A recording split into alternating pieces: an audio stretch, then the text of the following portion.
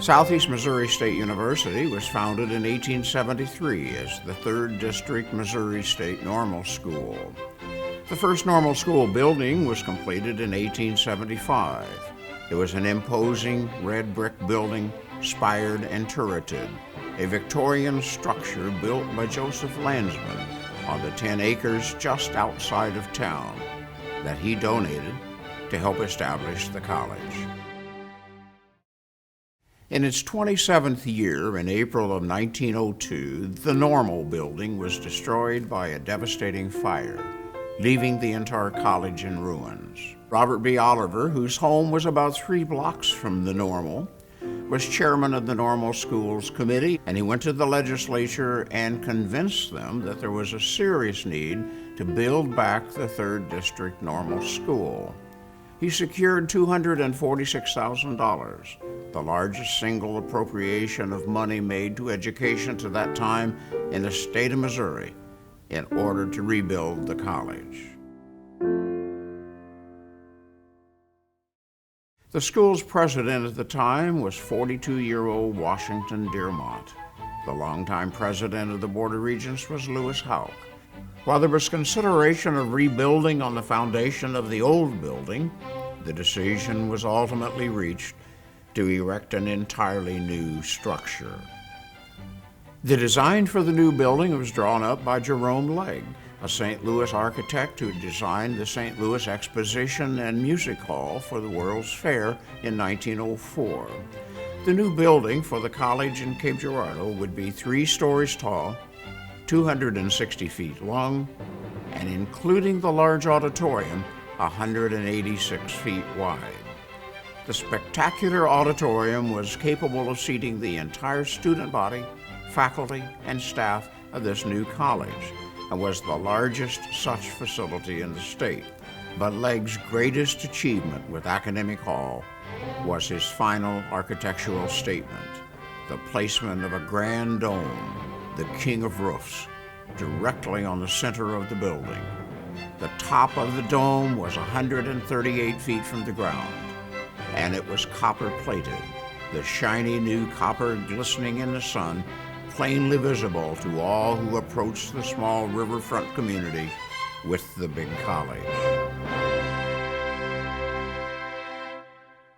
The man who received the contract to build Academic Hall was Edward F. Regenhart, a prominent builder in Cape Girardeau who owned a number of quarries in the area, which provided the limestone for the building, much of it coming from a small quarry across present-day Henderson Street, now a faculty and staff parking lot, commonly referred to as the Pit. More than 1,000 cubic yards of concrete were used for the foundation of Academic and the underground utility tunnels that were a part of the original construction.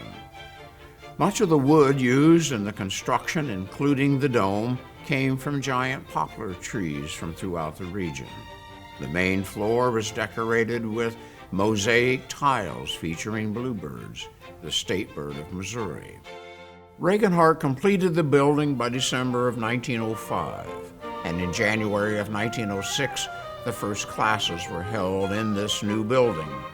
The formal dedication was not held until May of that year, when a crowd of thousands came to Cape Girardeau to see this new building. The governor of the state and many dignitaries attended, and all were given the opportunity to explore this immense new center of education. Up the grand staircase, into the auditorium, through 3 levels of classrooms and offices, and up into the dome. 92,000 square feet of imposing neoclassical architecture.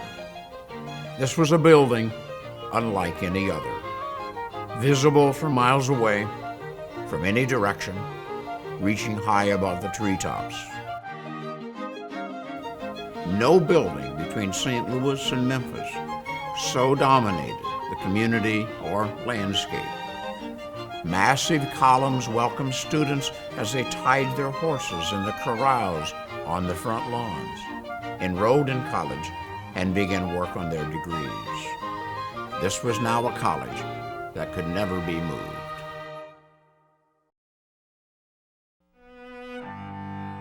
Over the next 100 years, Academic Hall sat at the heart of the campus as generations of students came and went, studying, learning, building relationships, preparing for the future, and celebrating their commencement and their achievements. Many of them speak to us today from their marks on the wooden beams and supports high up in the dome. For most of the history of Southeast, students began and ended their college or university experience in Academic Hall, a steadfast symbol of higher education in Southeast Missouri.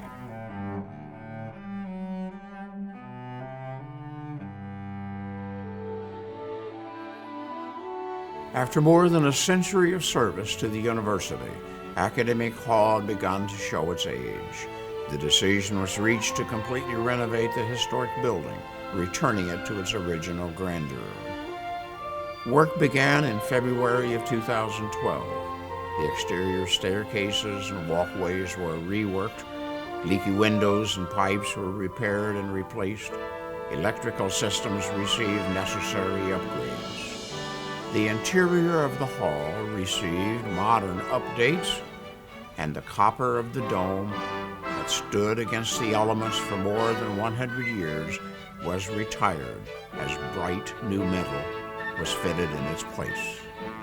A grand history was preserved, ensuring generations of future students the opportunity to share in the experience, to walk the same halls as students a century before had done, to leave their mark, to honor tradition, to be inspired.